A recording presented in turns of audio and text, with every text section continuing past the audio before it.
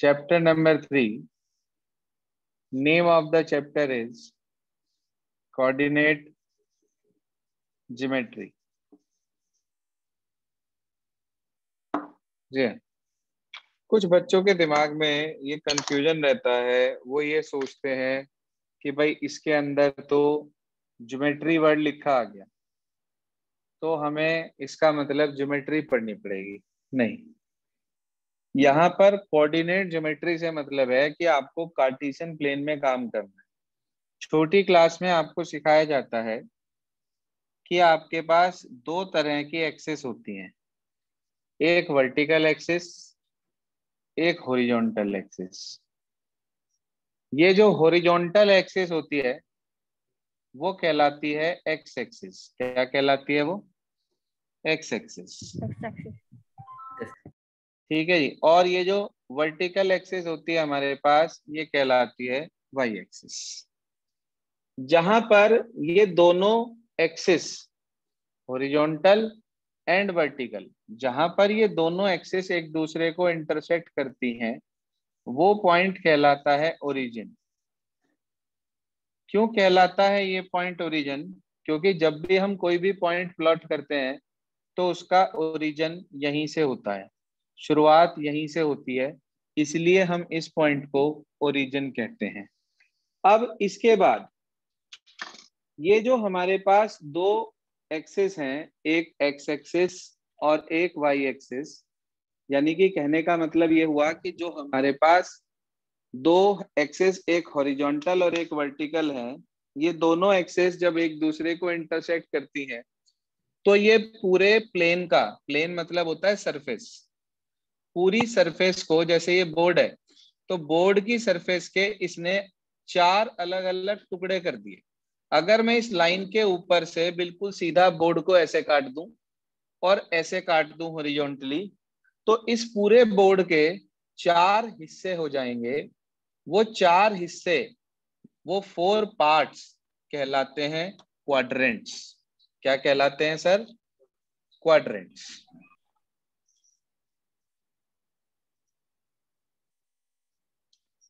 तो ओवरऑल हमारे पास चार क्वाड्रेंट होते हैं।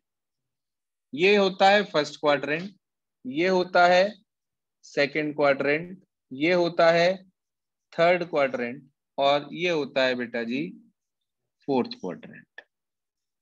ठीक है जी। First quadrant, second quadrant, third quadrant, fourth quadrant. ये ओरिजिन है 0। ये side, right side positive side होती है एक्स की, और इधर नेगेटिव, इसे एक्स डैश लिखते हैं।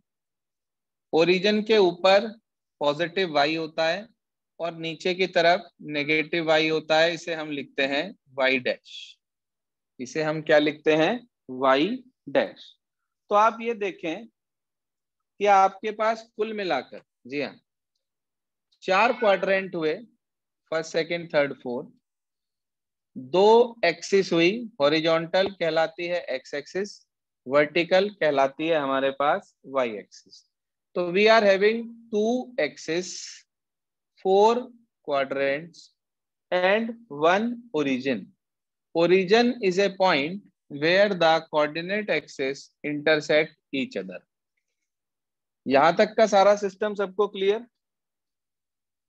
Yes sir. Yes sir. Origin के राइट साइड पॉजिटिव होता है, यानी कि ये 1 2 3 4 5 इस तरीके से।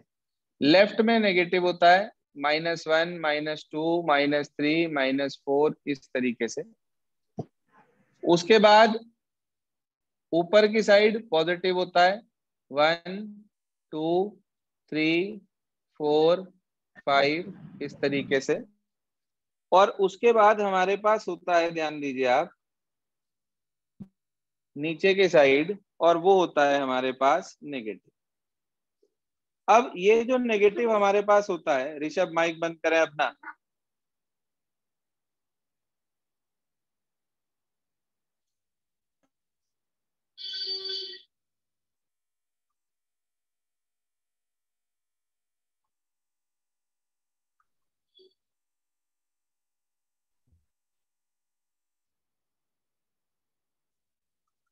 ये जो आता है हमारे पास, इसके अंदर हम क्या करते हैं, ध्यान दीजिए।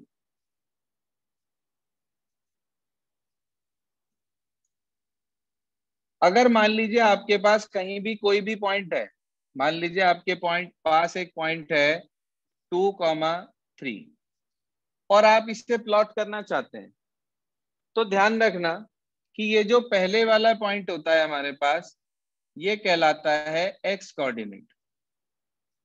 क्या कहलाता है? एक्स कोऑर्डिनेट, जिसे कि हम एब्सिसा भी कह देते हैं। क्या कह देते हैं जिसे हम? एब्सिसा। आवाज पहुंच रही है मेरी आप तक? क्लियर? Yes sir. बिल्कुल। जो ये सेकंड नंबर पे होता है, ये कहलाता है मेरे बच्चे वाई कोऑर्डिनेट, जिसे कि हम सिंपली ऑर्डिनेट भी कह देते हैं। किसी भी पॉइंट को प्लॉट करने के लिए हमें क्या करना होता है? हमें किसी भी पॉइंट को प्लॉट करने के लिए उसके अंदर उसके प्लस माइनस के साइन को देखना होता है। आपको ये चेक करना होता है कि वो जो पॉइंट हमारे पास है उसका एक्स कोऑर्डिनेट कैसा है और वाई कोऑर्डिनेट कैसा है, और अकॉर्डिंगली हम उसका क्वाड्रेंट सेलेक्ट कर लेते हैं। कहने का मतलब ये हुआ कि अगर एक्स पॉजिटिव है और वाई भी पॉजिटिव है,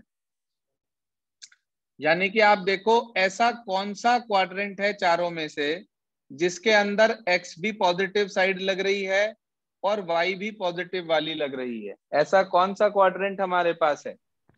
सर फर्स्ट फर्स्ट क्वाड्रेंट। तो इसका मतलब ये जो पॉइंट है हमारे पास जिसके दोनों कोऑर्डिनेट पॉजिटिव होते हैं, वो हमेशा फर्स्ट क्वाड्रेंट में लाई करता है। अगर मान लीजिए x नेगेटिव हो जाए और y पॉजिटिव हो जाए, तो हम देखेंगे जैसे ये वाला क्वाड्रेंट है हमारे पास, आप इसके अंदर ध्यान दो, चौथे क्वाड्रेंट के अंदर, तो इसमें x पॉजिटिव है, y नेगेटिव है। हमारा ऐसा नहीं है। इसमें x नेगेटिव है, हमारा भी है। इसमें y नेगेटिव है लेकिन हमारा नहीं है, पॉजिटिव है। अब आप देखो x नेगेटिव और y पॉजिटिव, इसका मतलब ये सेकंड क्वाड्रेंट। तो हम ये कह सकते हैं कि इस तरीके के जो पॉइंट हमारे पास हैं वो सेकंड क्वाड्रेंट में लाई करेंगे। तीसरी कैटेगरी हमारे पास आ जाती है, मान लो पहला भी नेगेटिव है और दूसरा कोऑर्डिनेट भी नेगेटिव है, तो दोनों पॉजिटिव ऑलवेज फर्स्ट, दोनों नेगेटिव ऑलवेज थर्ड। कभी भूलने का मुद्दा नहीं है, ध्यान रखना। Both positive means first quadrant, both negative means third quadrant. बात क्लियर हो गई सब बच्चों को? Yes sir.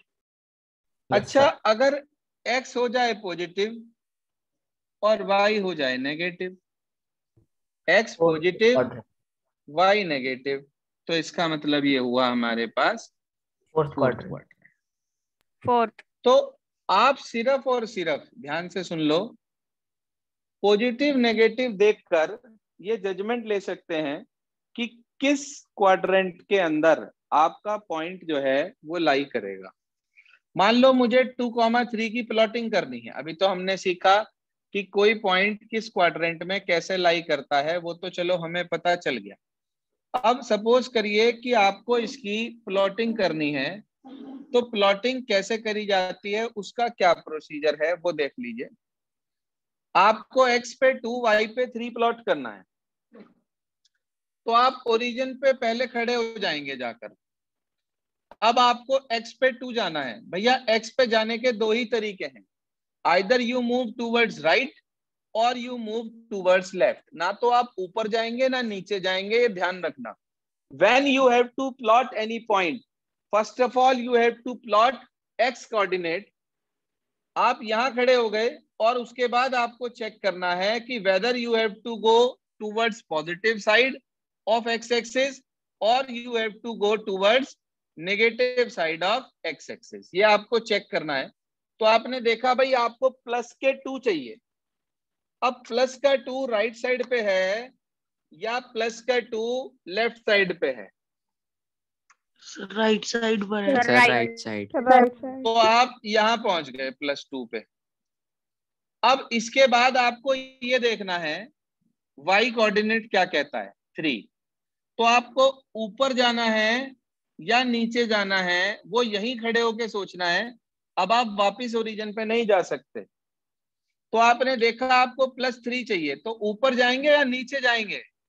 सर ऊपर। सर ऊपर। ऊपर। तो 1, ये 2, ये 3, तो ये आपके पास 2,3 ये पॉइंट आ गया ए पॉइंट। कोई परेशानी किसी बच्चे को प्लॉटिंग में? No no no sir. No मान सर। लीजिए आपको तो एक बी बार फिर पॉइंट समझा प्लॉट दीजिए। करना है, समझा रहे हैं, देखिए। मान लीजिए आपको बी पॉइंट प्लॉट करना है -2,3। ये पॉइंट आपको प्लॉट करना है। भाई मुझे नहीं पता ये पॉइंट कहाँ होगा, मैं तो ओरिजिन पे खड़ा हो गया जाके। अब ओरिजिन पे खड़े होके मैंने ये देखा कि मुझे राइट जाना है या लेफ्ट जाना है। हाँ भाई, जो अभी कह रहे थे दोबारा से समझा दीजिए। सिर्फ वही बच्चा बोले -2 जाना है हमें, तो राइट जाएंगे या लेफ्ट जाएंगे? हाँ जी, राइट जाएंगे या लेफ्ट जाएंगे?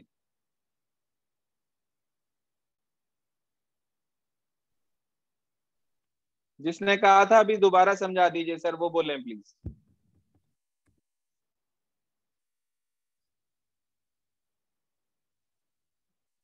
सो गए हैं लगता है।